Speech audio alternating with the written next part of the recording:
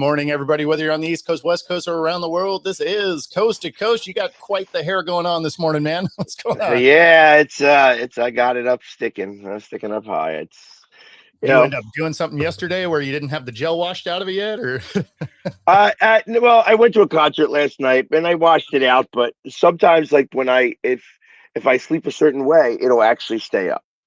I got So you. and I got a haircut, which means it's not as long, Heavy. which means that it's not as heavy, which means that like when I do this and it just stays, which is nice sometimes. So yeah, I got the full mohawk going. Nice. It was a great show So, last night, though. Let's say we'll yeah. give a Yeah, and shout out to. who'd you see? So it was actually they talked a lot about Seattle. Interestingly enough, Okay. it was Alice Unchained, Okay. and Funny. it Cover band. had it had Brian Quinn, who was part of Candlebox, the one of the singers from Breaking Benjamins.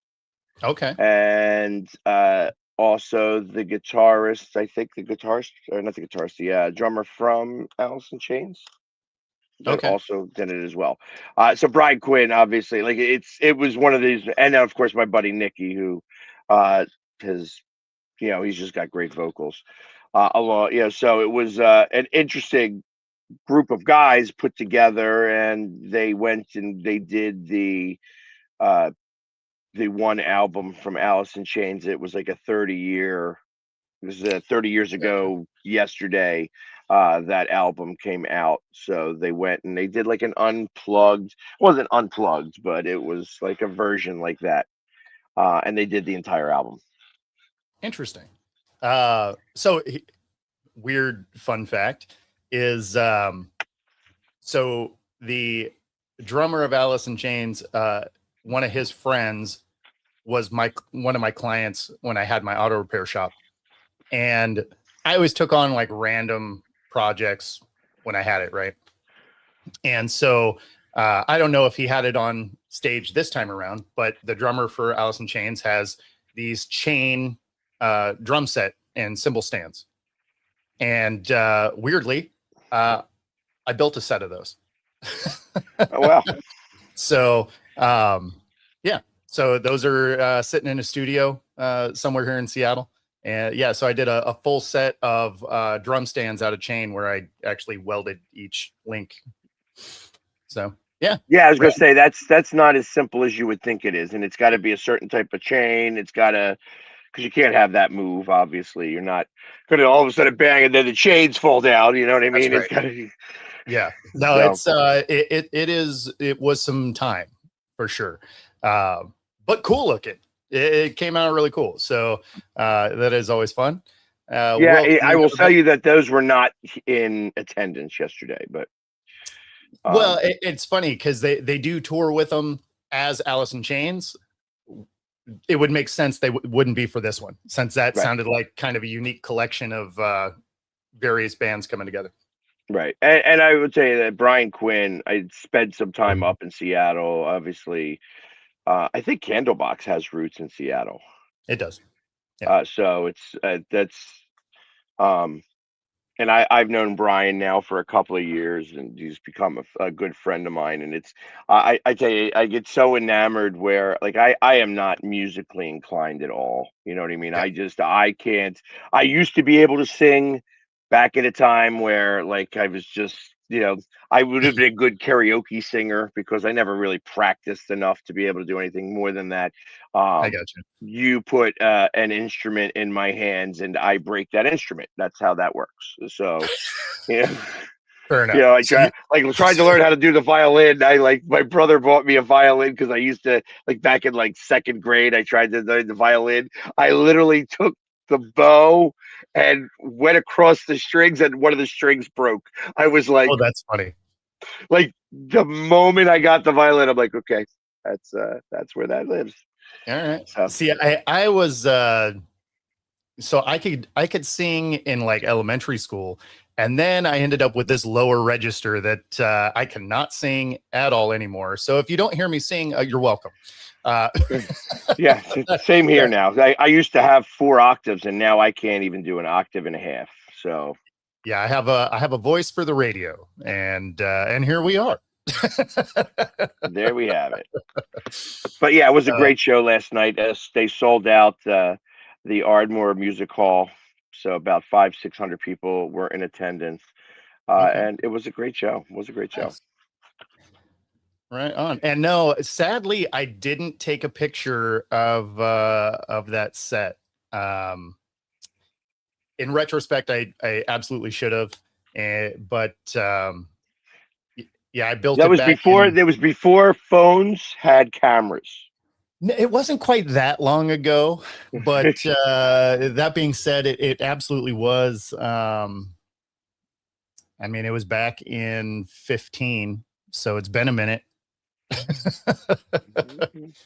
So, Okay, there you go. uh, so yeah, but this is going to be a Seattle heavy show today, and mostly because we have some news out of the storm, and it's not generally the news I get to share, right? Usually it's about, what we're doing on the court, and whether it is, making a preseason trade for Flau'jae Johnson or some career highs during the season. Obviously we haven't talked a lot about winning because they've been struggling to close out games, but there's generally a positive feel to where this team is going. Tuesday night was not that night. And to preface what happened Tuesday night, we have to go back a little bit further into last week, where Sophie Cunningham made a statement about trans athletes specifically, and not wanting them in women's sports, right? And so that's where this really stemmed from. Tuesday night, they play the Fever, and there were some fans in attendance that aligned with that viewpoint. And so they wore shirts and had signs. It was not received particularly well by some of the Storm fans. And so these were teenage girls, right? There were some fans that were cursing at him, berating him. One of them spit at him, right? This is not something you want to see out of your fan base. Then it continued to go as far as a minority co-owner also going that route. It was reportedly that a fan tried to trip them as they were walking through. Like it was not a good environment, and it has gone as far as the league has suspended the minority owner for 5 games. And I think there's only 6 home games left. But and then a fine on top of it. So I reached out to the Storm yesterday for an official response, and their official response here is: we respect the league's decision to fine and suspend co-owner Celeste Keaton. We remain committed to creating a welcoming and respectful environment for anyone who attends a Storm game. And of course, that's the response that you expect from a team, is to say, hey, we're in line with whatever the league wants to do here. But overall, it's a terrible look, right? Like that, whether you agree with the viewpoint or not, and obviously we're going to get into some of that, but there's no place for that, right? Like you're allowed to have your opinion regardless of what it is. And as long as you aren't harming somebody else, that's fine. Like you're not free to, I always laugh about freedom of speech in the way of people think that freedom of speech alleviates you from freedom of consequence, right? But if you are just putting your viewpoint out there, it requires nothing for you to just keep it pushing, right? Like you don't have to engage. And that's where this really devolved, is you had, people our age going after these teenage girls, yelling at them and stuff. And there's plenty of video. I was going to bring it on, but I was thinking that, maybe we didn't need to go that far into it. but they're easy enough to find, Googling it, especially now, just because it's grabbing so much attention. Welcome in, everybody. So, but then it really does spur a real question. So Sophie was specifically talking about trans in women's sports. So biological men transitioning into women, playing in women's sports. And she did put out a statement after the fact that, hey, whether you are gay, straight, trans, whatever, like, you have a seat at my table. So like, it's not a hate towards them or anything like that. It's just it's an unfair advantage in women's sports. And that's actually where I actually agree with her, right? Is men are just biologically built different. So when you're looking at some of the, if I remember right, there was a sprinter that, in the men's, he was ranked like 500th in the world. But then moving over to the women's side, he was top 5, right? 112. He was 112th in 112. Okay. 112th in men's, and moving over, he wound up. I think he was number 2 or 3. Yeah, I remember he was top 5, and so you ended up with, quite a few of them over the years. And again, this is where it's tough, because you don't want to make it so they can't play sports, right? I remember there's been a couple of swimmers, Leah Thomas for I forget. It was back in 22. Like, it wasn't that long ago. But there's been quite a few over the years. And it really does bring that question is, should they be able to compete in women's sports? It's such a weird situation. I think we're getting to a spot where they can almost have their own bracket, because I don't want to see a biological man setting women's records, because they just have a distinct advantage. Now, they haven't done it so far, but I mean, people will say, oh, well, that's ridiculous. It's like, okay, well, say LeBron decided to transition, right? You destroy the WNBA. Like, so you don't get to pick and choose, right? You got to make a rule that's all encompassing.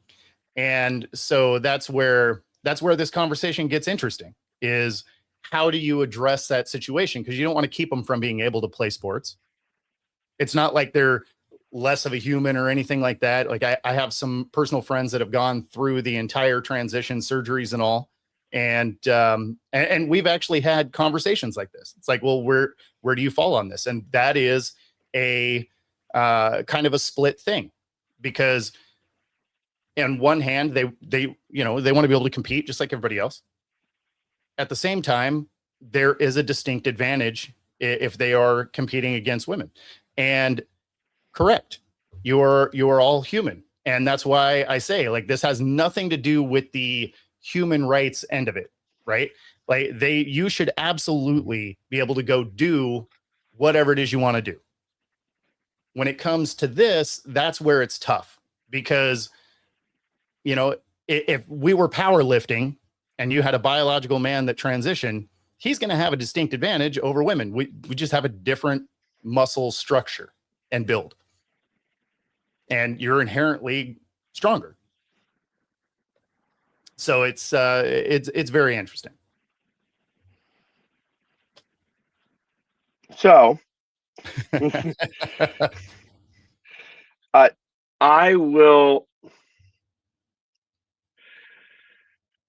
I preface this in a couple of different ways. I mean, so I have to compartmentalize this a little bit. Sure. And the hardest part about this is that you have Sophie now, who is, for all intents and purposes, the face of the WNBA. She has pointed herself. It's funny.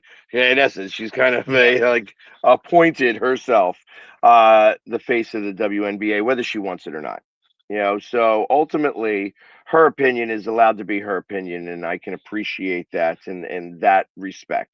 Yeah. And in a way, she's speaking for women in general. Yeah. And I will say that in the grand scheme of things, Mhm. that it's, you could say that, and I use this word uh, loosely or a little bit, that if you go by the levels of oppression in the United States over time, Okay. that you could say that people of color were oppressed and women have been oppressed, and No that question. it kind of went in that order. Like it was like oppressed men of color, Yeah. and then women were under that. So the fact that women are starting to get, and right now I would say that we are specifically at a time in our, where I would say that women of color are even a little bit higher than white women at the moment, but women as a whole are jumping up that ladder. That Yeah. ladder is starting to climb to more equality.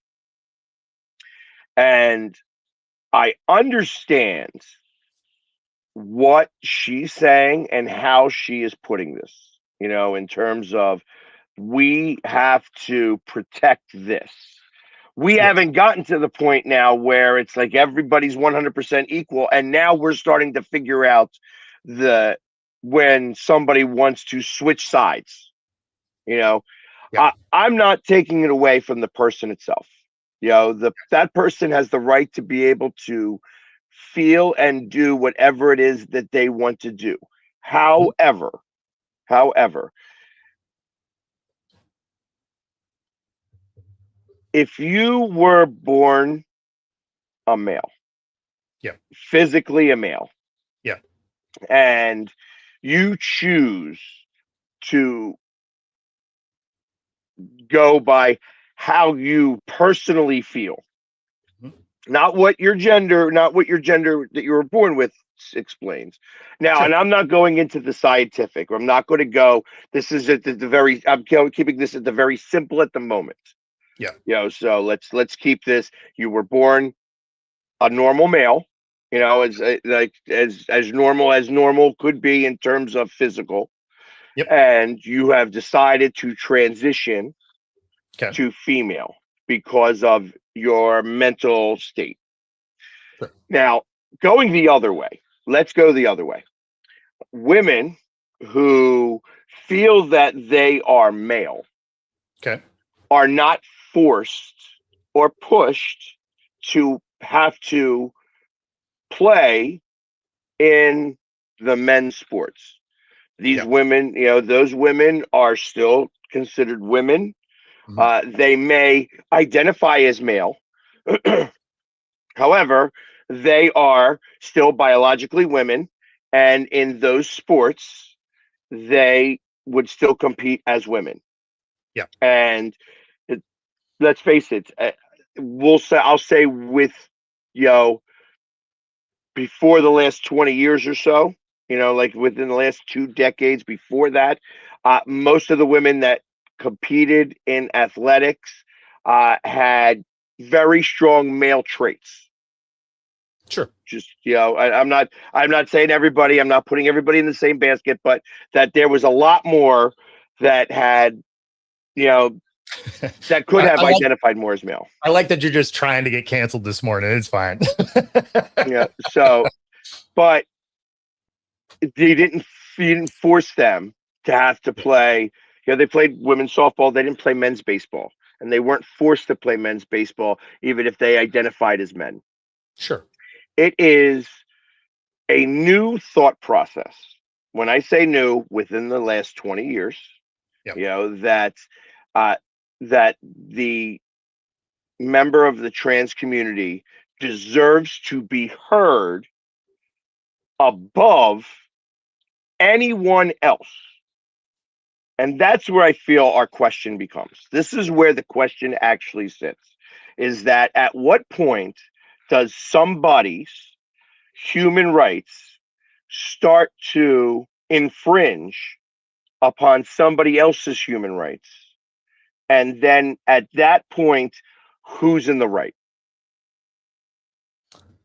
Yeah, I mean, I get it. Like this particular argument isn't necessarily going after the human rights end of it.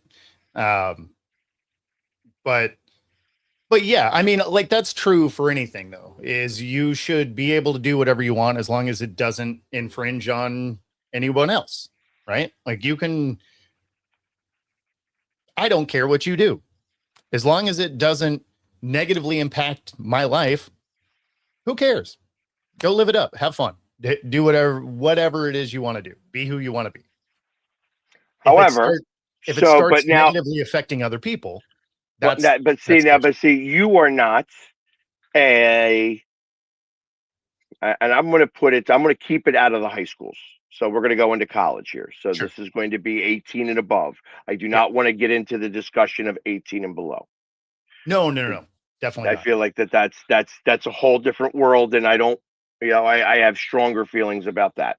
Yeah. That being said, I so now you are a 19-year-old girl Okay. who is the 10th person on a level 2 division 2 college basketball team, Okay. and this school now decides that they will allow transgender Sure.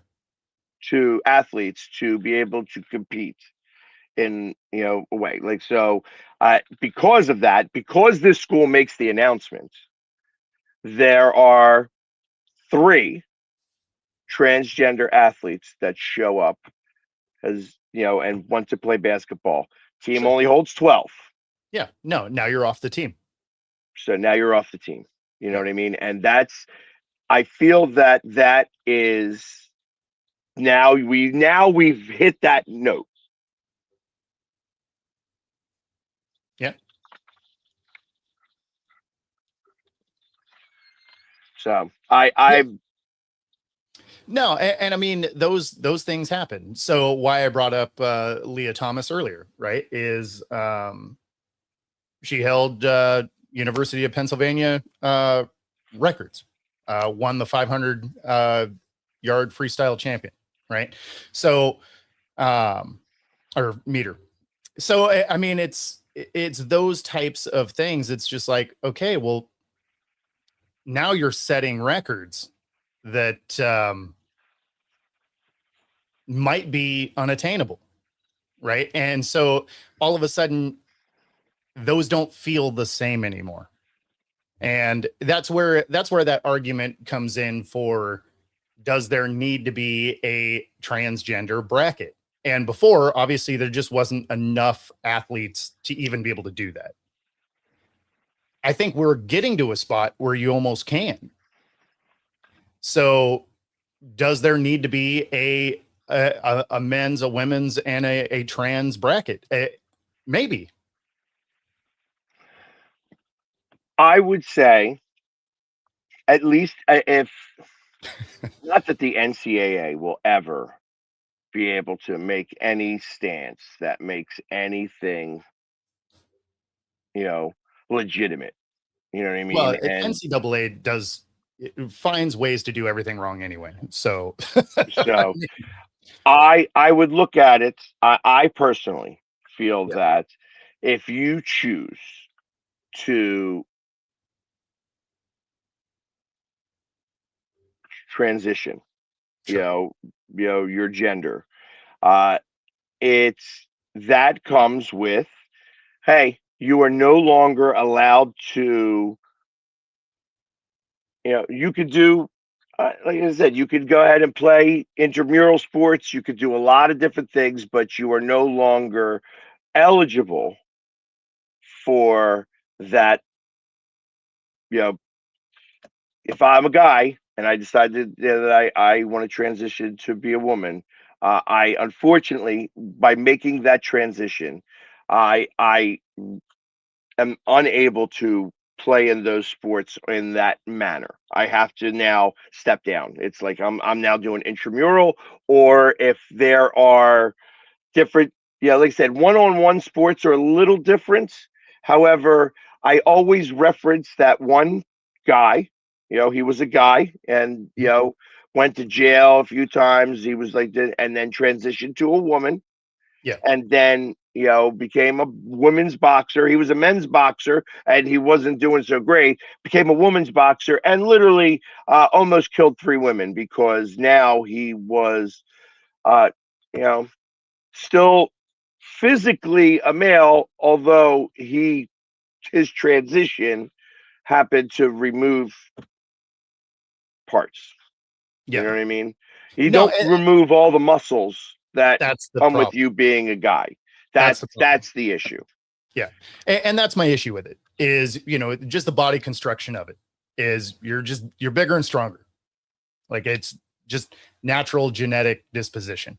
So that's where you get that unfair advantage. Now, obviously, when you're transitioning, there's other elements that limit your ability to utilize some of that, right? Like you're taking supplements and all of those things. I get it. It doesn't change the way you were originally constructed.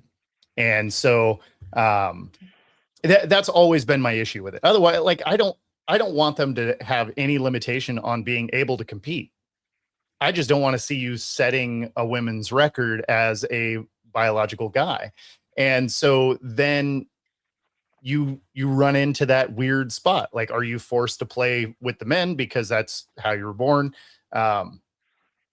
Obviously, that makes the most sense just off the top of your head. But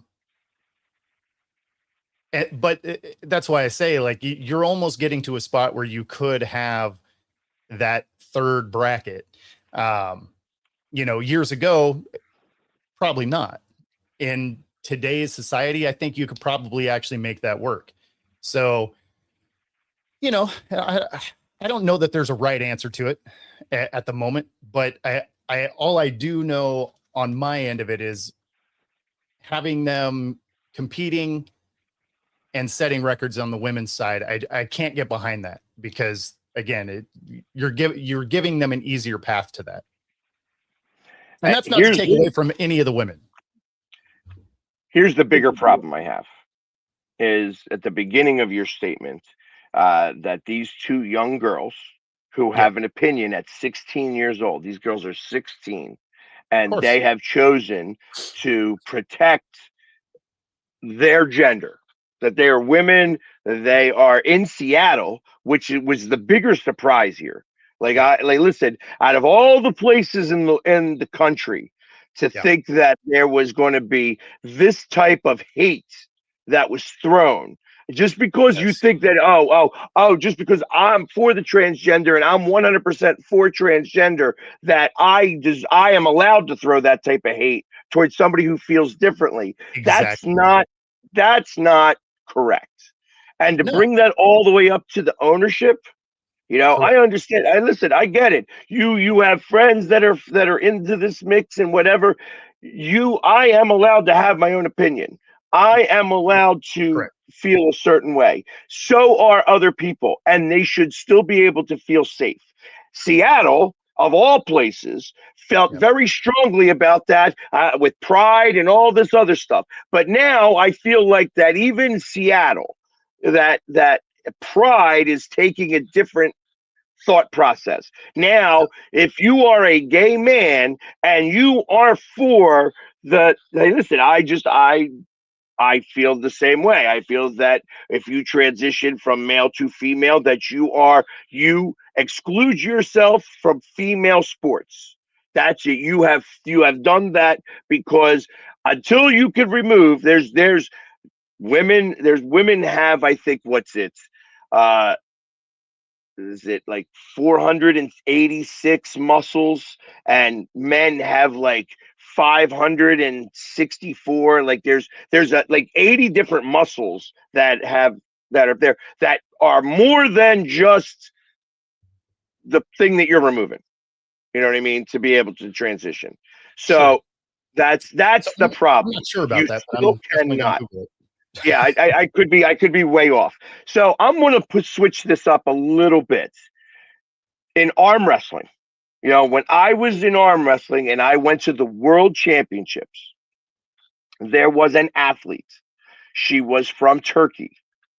She was literally 100%. She was born in that, like she would have transitioned. Her body was born male. She had female parts. That's how that came out. Like just Sure. that's what was born. Yeah. Every event that every time she arm wrestled, she got tested. And it just was 100%. And it said the same thing over and over again, that she's not taking any steroids. She's Mhm. not taking any of the supplements. This is the way that she was created out of the womb. You know, so And there's that. both have about the same muscle count. They do. Yep. Okay, then then what would be considered the difference? Is it just the testosterone? Is it the estrogen? Is it the, like, how many other? I thought that there was a significant difference. But No, let me finish my point here with the yeah, arm wrestling. There are a couple of guys though. You have the one guy, they call him Popeye. His one arm is 5 times larger than his other arm. sure. There was another guy, his left arm only. He was born with an additional muscle that connected his shoulder to his wrist. Okay. That guy was the best arm wrestler because he had a whole different muscle. You know, so guess what? He was allowed to compete because he's still competing. He's still Yeah, his right arm, no good because it didn't have that extra muscle. Made a sure. big difference, huge difference. Same thing with Popeye, the German guy. He arm wrestled right-handed, but there was no arm wrestling left-handed because, and that was a twig. You know, Yeah, it's like Monster Twig. It was like that old commercial. I think the Skittles commercial. We'll do it in the old-fashioned way, or whatever it is. Um, I bring that up because there's always situations that create, you know, some people being better than others, you sure. know, and that there are going to be physical attributes that people are born with and genetics that create situations that make people better athletes than others. Sure. Well, I It's mean, that's like the people that are, great marathon runners that don't end up with generating the lactic acid that other people normally do, and so they can run longer for faster. And like, I mean, there's always random genetic anomalies that allow some of the most elite athletes to be that. It's different when it's a whole different gender and you're just predisposed to being bigger, stronger, because although the muscle count is similar, yeah, you do have the testosterone factor of it, obviously, but you're also just built bigger in general, right? So the muscles are bigger inherently, um, which is why, when you see someone that transitioned as a power lifter lifting in the women's side, you're probably going to win. Like, I mean, you just have this predisposition to being able to be bigger and stronger. Like that just right. And it's it's not your fault, I guess. But I no, feel that the moment that you create that transition, that exclude yourself from any of mhm. those situations. So this brings us back to when they were about to start the elite games, or what it was, the Oh, the you know what enhanced games, yeah. the enhanced game. I feel like that's where this really goes. That's where this falls into play.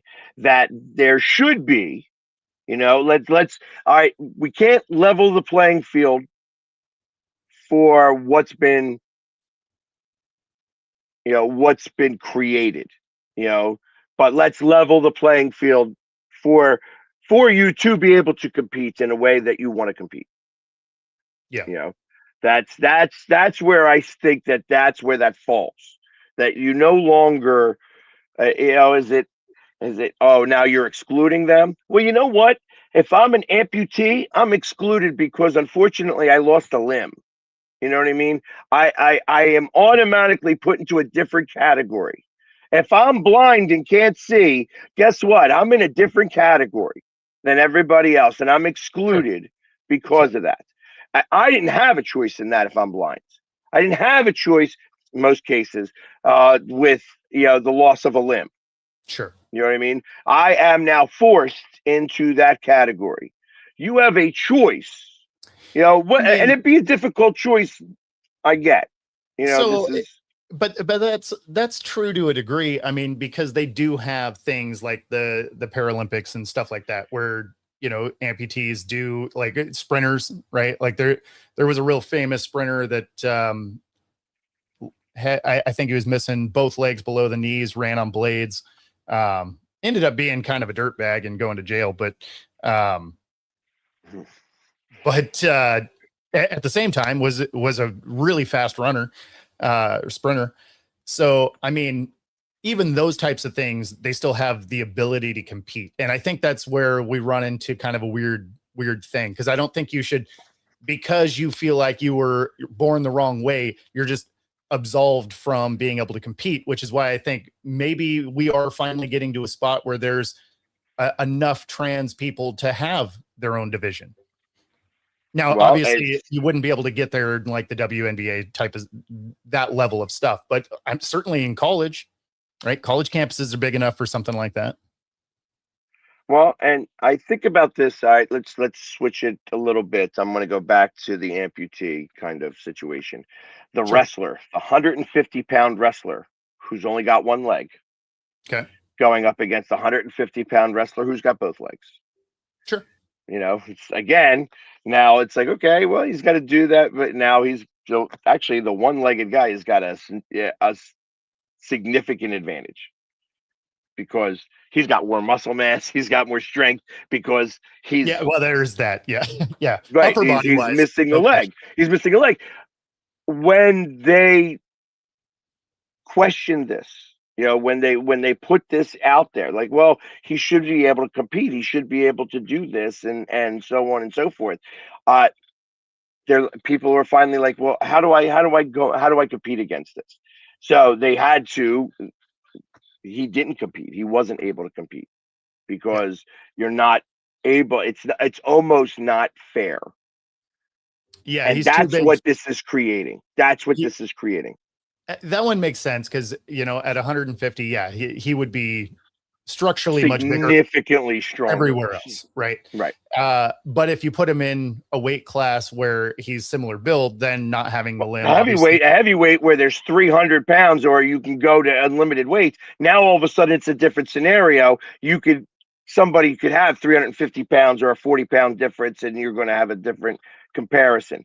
well, not only that, but That's that's where not having that other leg really comes in, because you're not going to be able to overpower up top. correct. So, yeah, So no, there's that. That's now I'm using that as the example because again, we're talking about women yeah, who, again, we've said don't have the same molecular structure as men. yeah, So we're going on the 100% biological cell to cell route of yeah, of that of this conversation. And I don't know that part is actually, I think, the simple part. I feel like that most people should understand that. It may not align with the way that you believe sure, should happen, but on the cell to cell route, that you would feel that there should be the same, like that there should be equal competition. That's what you're talking about. That's what Sophie is talking about. correct. That this needs to be equal competition, and just because you've chosen as a man to identify as a woman and have taken steps to be able to complete that, does not give you, like I said, I'm 115th competing against men. I'm second Yeah, competing against women. exactly. And that's not fair. It's not fair. And just because that you feel that way, hey, listen, you have the right to do whatever you want to your body. And I am 100% for that. Once you are of age to be able to make your own decisions. Sure. You know what I mean? And it's like that's why I say, and in the United States, at the moment, they're choosing that age to be 18. So I feel that that's a real thing. At 18 years old, you can make your own decisions. That's where everything should start in that regards for yourself. Yeah. No, I'm with you there. Like and again, it's just for fair competition. That's where it has a sticking point for me. Outside of that, like all of the human rights end of it, yeah, you do you. Like, why would that shouldn't matter to anybody, right? But the fact that Seattle acted this way towards these girls, that's the surprising part. This is you're supposed to be open-minded and whatever, and just because I choose to not think the same way you do, the fact that you're spitting on these girls, like I'm going to spit on you. That wasn't the ownership. Obviously, I understand that, but anybody spitting on those girls, like that guy or that person should get beat. They should get beat. No question.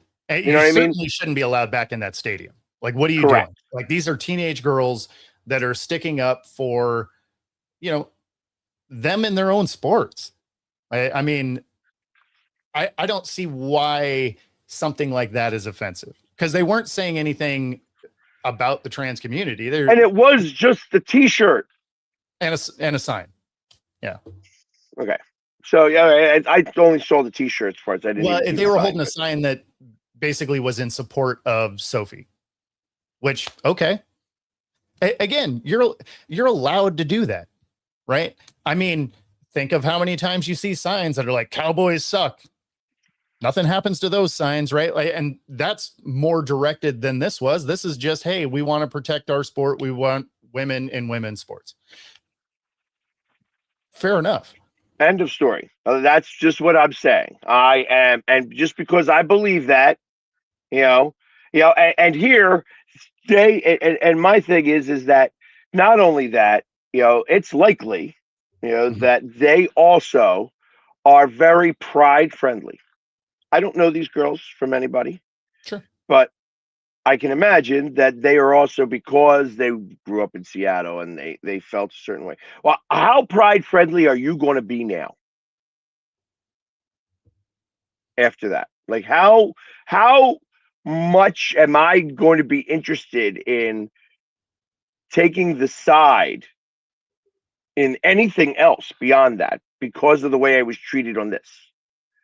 Oh, because I feel a certain way here, I have to, everything, like it said, I agree with everything over on this side. I feel this about this.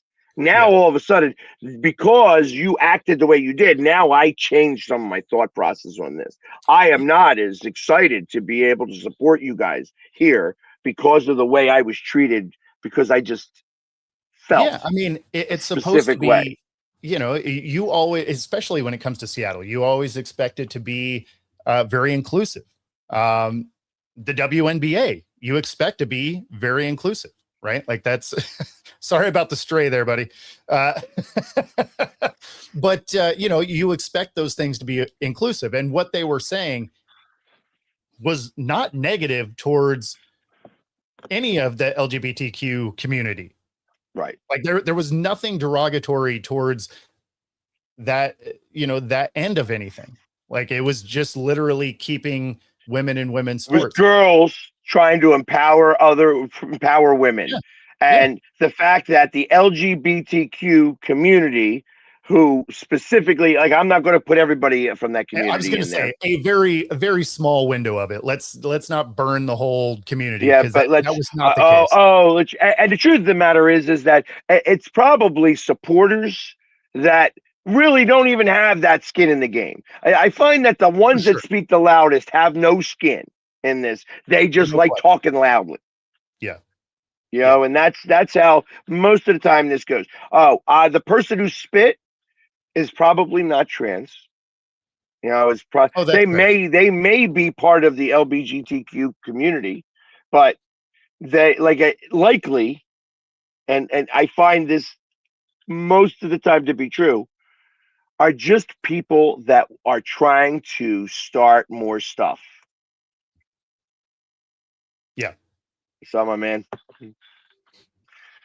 So, since we're just making people mad today, let's go ahead and take a look at Shedeur Sanders. That is a big transition. Hey, we're all about transitions here today. So, so this one here, now I will go ahead and preface this with he did actually have the best day in camp of the quarterbacks on the roster, but this might be one of the funnier pass breakups because this was the least effort you could have had from a defensive player to create that situation. So here we go.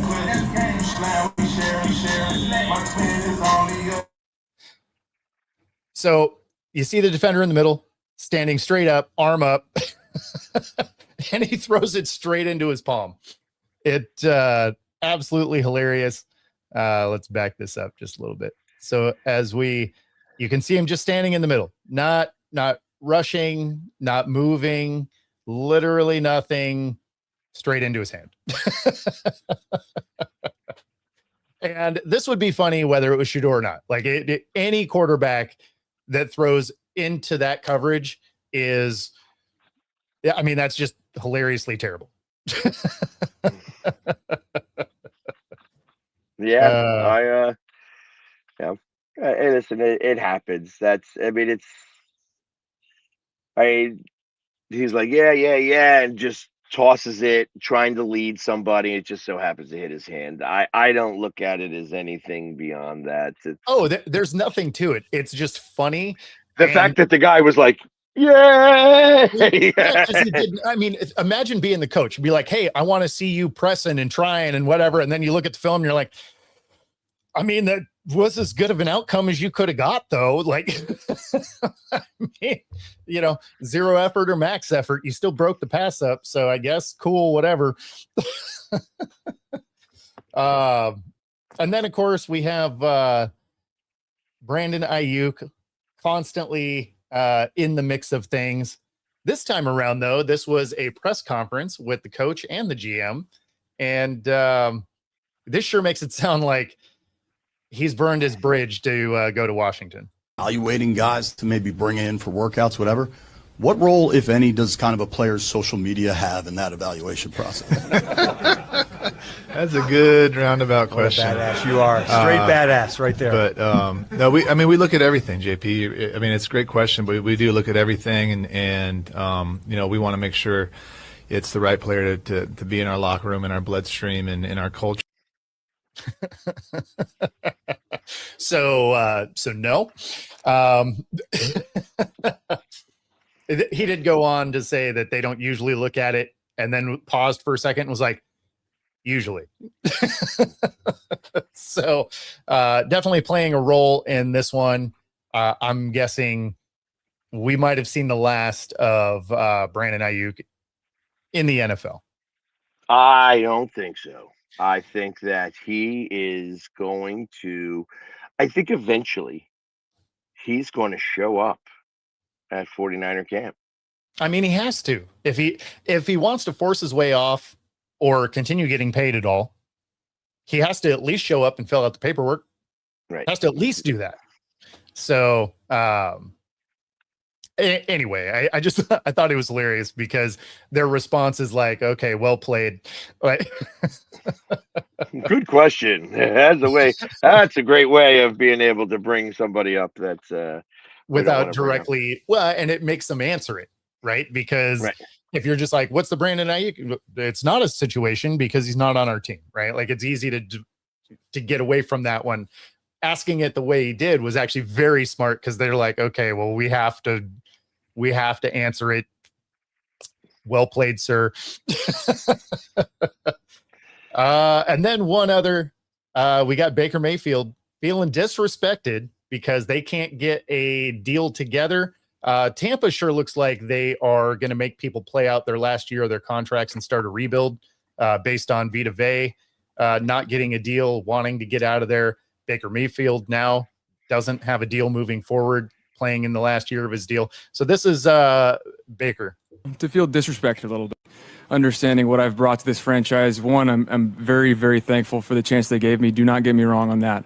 But I've also I really know what I've brought to this franchise, leadership-wise, and even play-wise. It's been some of the best years of my career, and I think it's only going to trend upwards, just being comfortable and feeling that. So disappointing in that regard to not have, to feel disrespected a little bit. And that's really the disappointing part, to feel undervalued.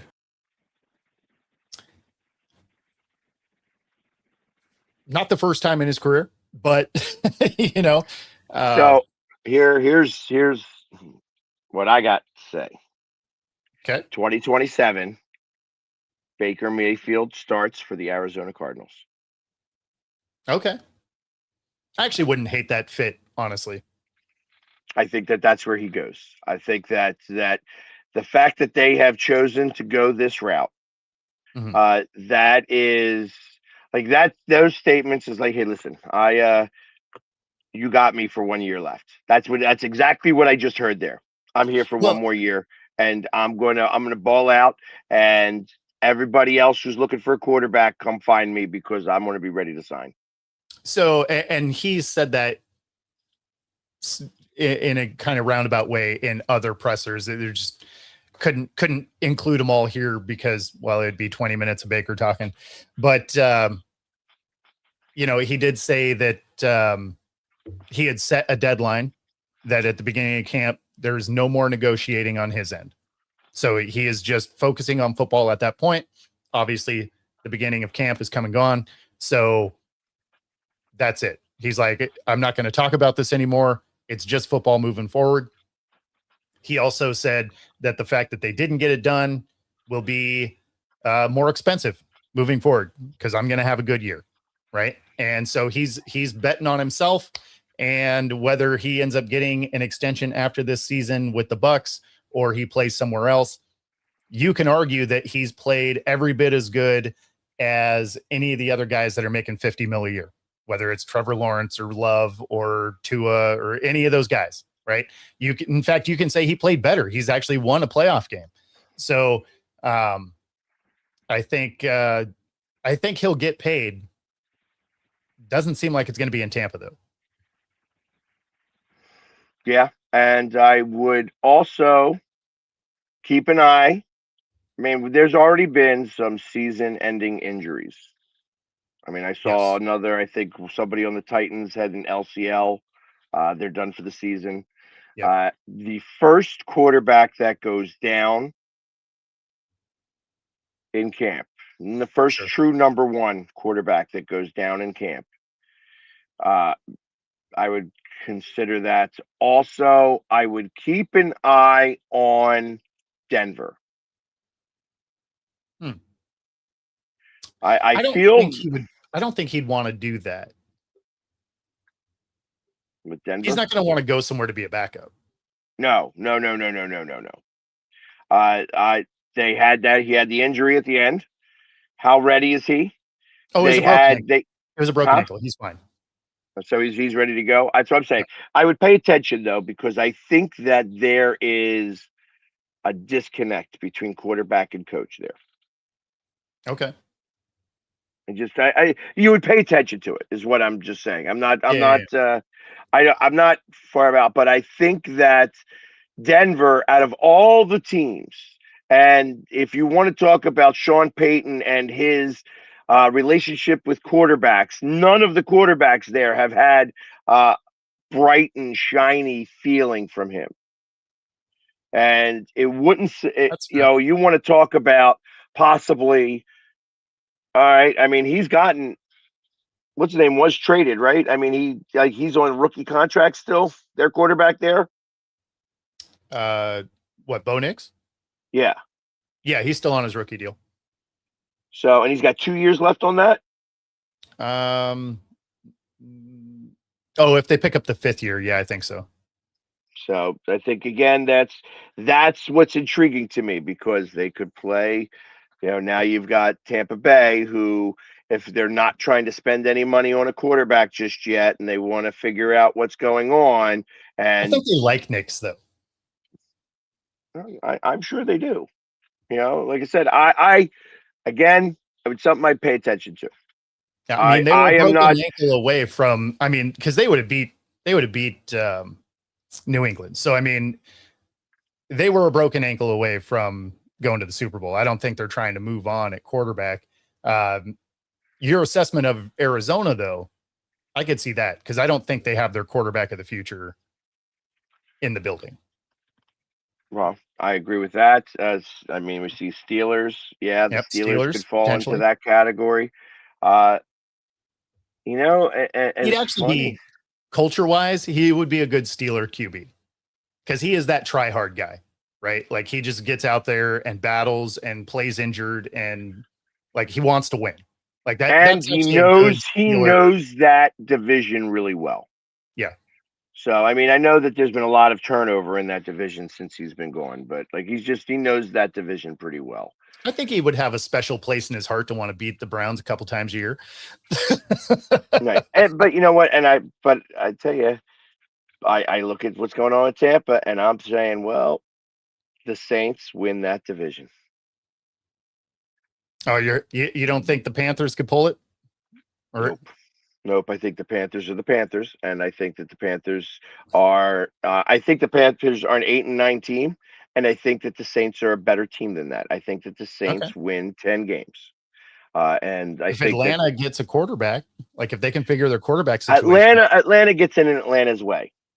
I think there's something 100%. about playing in Megatron's butthole that you just automatically does not compute well. There's something in the water, something in the air, something about being in Atlanta that just doesn't work as a football team. And I'm not, it's kind of the same thing that surrounds the Jets, it surrounds the Browns, and then surrounds the Raiders. I feel like that also surrounds Atlanta. Okay. And so I'm not giving Atlanta the benefit of the doubt. I think that Atlanta hasn't earned it, at least. They're on a prove it deal. I'm with you. I mean, they've managed to mismanage their roster the last few years. So I mean, I get it. And you have the guy who learned how to lose really well. Now the coach over there.